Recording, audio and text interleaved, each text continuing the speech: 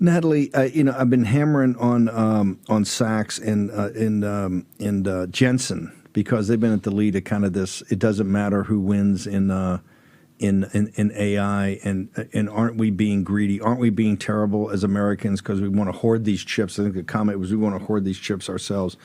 You've done, and you're going to hang through the break. You've done some more investigative reporting. Kind of your wheelhouse has always been looking at the Chinese Communist Party and the subversion of our technology companies, the government process, all of it. You've got some amazing pieces up on Substack. What do you got for us?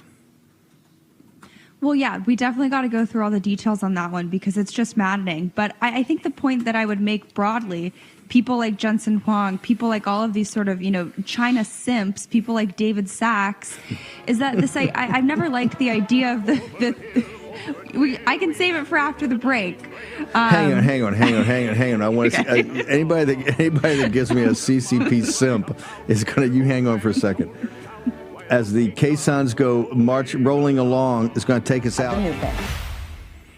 Okay, welcome back.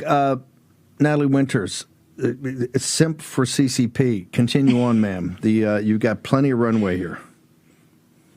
Well, I'm going to make that sentence even more interesting. I don't know if simp has ever been used in the same context as the Thucydides trap, but we're going to go there.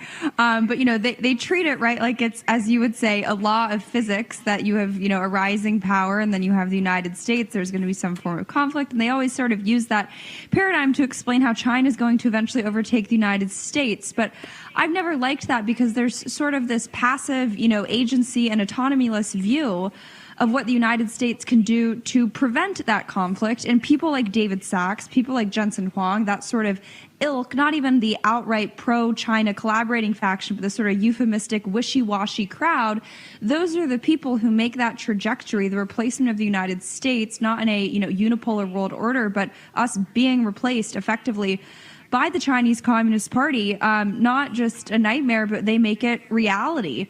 And I think some of the words we've heard from President Trump talking about Chinese students, most recently with Laura Ingraham, are quite concerning. I would argue that we need to be at a Manhattan Project level of not just decoupling from the Chinese Communist Party, but understanding the hybrid, unrestricted warfare that we're at with them, and how it is American useful idiots who are getting very wealthy off of collaborating with China, and it's our tax dollars that are propping up the same apparatus and ecosystems that are now being weaponized against us. Case in point, everything to do, with the rare earths. I would just add, making America great again is not about turning Jensen Huang into, a kleptocratic trillionaire or David Sachs into a kleptocratic, decamillionaire.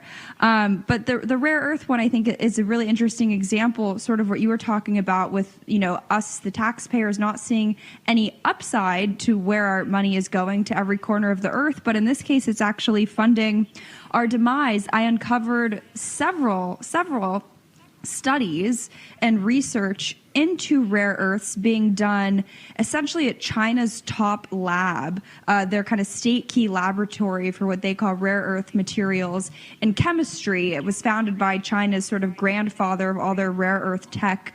It's this laboratory that has allowed them to really consolidate, monopolize, and ultimately weaponize so much of the global rare earth supply, but also the refinement capabilities of it. It's super granular research. If I read you the titles of the papers, my eyes would bug out, and I'm sure yours would too. So you can read it on there. They're showing the article on the screen.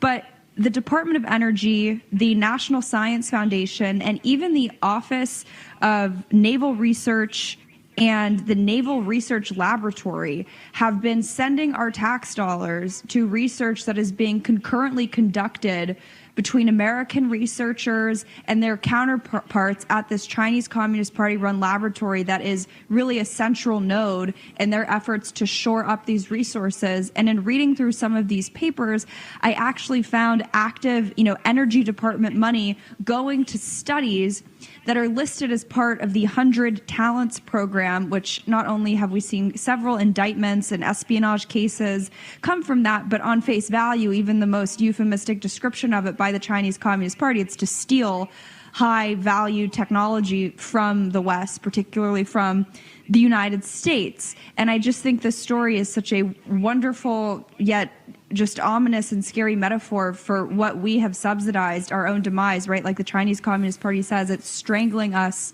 with our own systems. And I don't want to hear a peep from the Faucis of the world, the broader, equally compromised, right, scientific community that preaches the collaborationists, they're the collaborators, and I use that in the sense that all they want to do is collaborate with the Chinese Communist Party, while collaborating with a regime that wants to not just steal your IP, but steal your IP to replace you, doesn't go over quite well.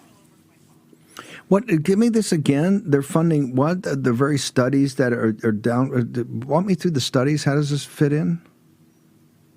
So China's key state laboratory for rare earth Yep. materials and chemistry. Yep. This is the group that, like I said, is their foremost tip of the spear sort of organ that is conducting the actual research. So on several research papers, nearly a dozen, listed in their funding.